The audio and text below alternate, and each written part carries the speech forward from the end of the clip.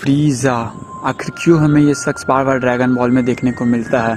सबसे पहली बार हमें ये ड्रैगन बॉल जी में देखने को मिला और उसके बाद फिर हमें कुछ मूवीज़ में भी देखने को मिला था फ्रीज़ा। और उसके बाद दोस्तों हमें ड्रैगन बॉल सुपर और उसके आगे की मांगा ड्रैगन बॉल सुपर 2 में भी देखने को मिला।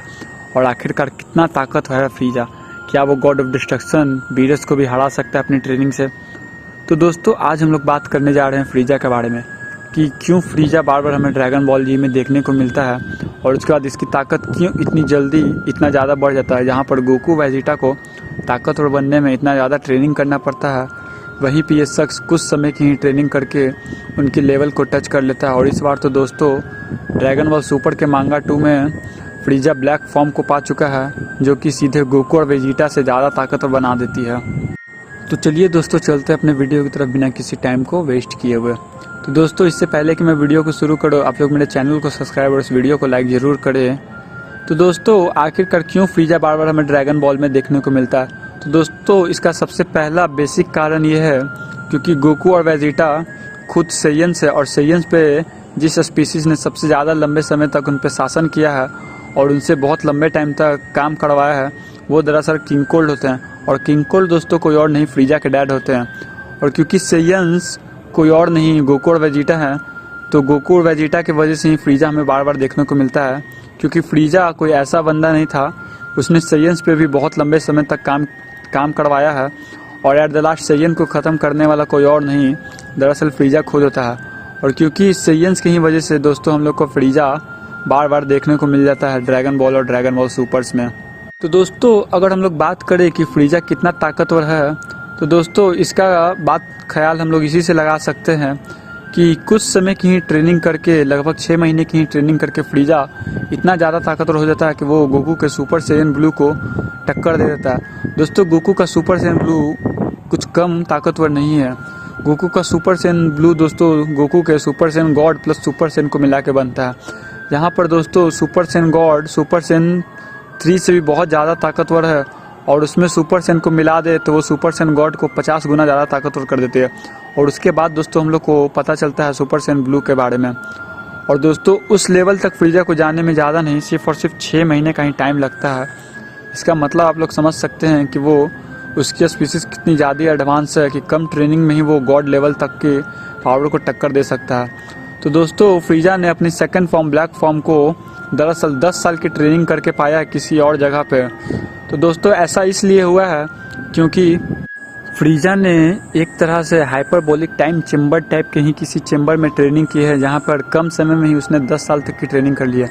पर दोस्तों ऐसा क्यों है कि पहली बार फ्रीज़ा सिर्फ 6 महीने की ट्रेनिंग करके सुपर सैयन ब्लू तक के पावर को अचीव करता है और अब वो 10 साल की ट्रेनिंग करके अल्ट्रा इंस्टिंक्ट को बीट करता है। दरअसल दोस्तों अगर हम लोग गौर करें तो पहली बार फ्रीज़ा को कम समय में ही ज़्यादा ताकतवर बन गया और दूसरी बार उसे 10 साल तक की ट्रेनिंग लगी है अल्ट्रा इंस्टिंक्ट को हराने में। और दोस्तों जहाँ तक मुझे लगता है अल्ट्रा इंस्टिंक्ट से गोकू जैसे ही एक लेवल ऊपर जाएगा वो फ्रीज़ा के ब्लैक फॉर्म को हरा देगा। तो दोस्तों फ्रीज़ा की स्पीसीज़ कुछ इतनी भी खास नहीं है कि वो बहुत ज़्यादा ताकतवर कुछ ही समय में बन जाती है।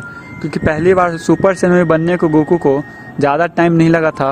वो जैसे ही सैयन सागा में एंट्री किया था, मतलब जैसे ही ड्रैगन बॉल जी की आर्क सैयन सागा में गई थी, तो गोकू कुछ ही समय में सुपर सैयन में बदल गया था। पर उसके बाद दोस्तों जैसे गोकू को सुपर सैयन 2 और सुपर सैयन 3 पाने में बहुत ज़्यादा टाइम लग गया था।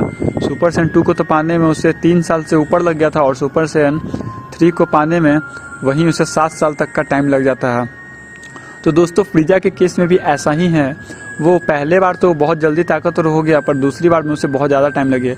और मेरे ख्याल से दोस्तों अगर वो फ्रीज़ा ब्लैक फॉर्म से ऊपर की कोई भी फॉर्म को अचीव करने जाएगा तो उसे 20 से 30 साल तक का भी टाइम लग सकता है।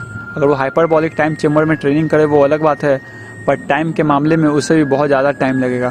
तो दोस्तों यहाँ से हमें एक चीज़ ये पता चलता है कि फ्रीज़ा और सेयन्स में भी ज़्यादा कुछ अंतर नहीं है। बस उनमें अंतर यही है कि पहली बार ट्रेनिंग करने में फ्रीज़ा बहुत ज़्यादा ताकतवर हो गया, वहीं पे गोकू उतना ज़्यादा ताकतवर और सेयन्स उतना ज़्यादा ताकतवर नहीं हो पाए जितना फ्रीज़ा की स्पीसीज़ हो जाती है। पर बाद में उससे ज़्यादा ताकत पाने के लिए उन फ्रीज़ा की भी स्पीसीज़ को ज़्यादा ही टाइम लगती है। और बात करें दोस्तों अगर फ्रीज़ा की कि क्या वो गॉड ऑफ डिस्ट्रक्शन बीरस को हरा सकता है, तो ऐसा नहीं है दोस्तों। इसका कारण मैं इस तरीके से आप लगा सकते हैं कि जैसे सैयन्स और फ्रीजा दोनों को पहली बार तो ताकतवर बनने में बहुत जल्दी बन जाते हैं। जैसे फर्स्ट फॉर्म को पाने में वो दोनों ही बहुत जल्दी पा लेते हैं। फ्रीजा को भी 6 महीना का टाइम लगता है और गोकू को भी देखा जाए तो रेडिट से सैयन नागा से फ्रीजा सागा में जाते जाते 1 से 1.5 साल तक का ही टाइम लगता है, जहाँ पे वो सुपर सैयन को फाइट करते करते ही पा लेता है गोकू। तो इस तरह से दोस्तों और ज़्यादा ताकतवर होने के लिए उन्हें बहुत ज़्यादा टाइम लगाना पड़ेगा। तो दोस्तों दरअसल बीरस बहुत ज़्यादा ही मिलियन ईयर्स तक ट्रेनिंग करके रह चुका है। तो मेरे ख्याल से अभी तक बीरस उन सब से बहुत ही ज़्यादा ताकतवर है। फ्रीजा अभी अपने ब्लैक फॉर्म में कितने भी कोशिश कर ले वो बीरस को हरा नहीं सकता, क्योंकि बीरस एक गॉड ऑफ डिस्ट्रक्शन है। अगर फ्रीजा बीरस से लड़ने जाएगा तो बीरस भले ही पावर में उससे कम हो जाए, पर टेक्निक्स में वो फ्रीजा से कभी भी कम नहीं हो सकता। और इन्हीं वजह से कभी भी फ्रीजा इस पॉइंट पे बीरस को नहीं हरा सकता, कितना भी वो कोशिश कर ले। तो दोस्तों मेरे दूसरे सवाल का जवाब यही है कि फ्रीजा कितनी भी अभी कोशिश कर ले वो अभी गॉड ऑफ डिस्ट्रक्शन बीरस को हराने का पावर नहीं रखता है। पर टाइम के साथ साथ फ्रीजा भी गॉड ऑफ डिस्ट्रक्शन बीरस से ऊपर चला जाएगा, और ये हमें देखने को तब मिलेगा दोस्तों जब गोकू और वेजिटा दोनों ही बीरस को सरपास कर देंगे। क्योंकि फ्रीजा ड्रैगन बॉल जी का एक मेन विलन है, तो वो भी गोकू वेजिटा को पार करते हुए उनसे ऊपर जाने की कोशिश ज़रूर करेगा। और जब गोकू और वेजिटा दोनों ही बीरस को सरपास कर देंगे तब फ्रीजा भले ही बीरस को सरपास कर दे, पर अभी इस पॉइंट पे दोस्तों फ्रीजा कितना भी कुछ कर ले वो बीरस को सरपास नहीं कर सकता है। तो दोस्तों आई होप सो कि आप लोग को ये वीडियो अच्छी लगी होगी। तो अगर आप लोग वीडियो में अभी तक बने हुए हैं तो चैनल को सब्सक्राइब जरूर करिएगा और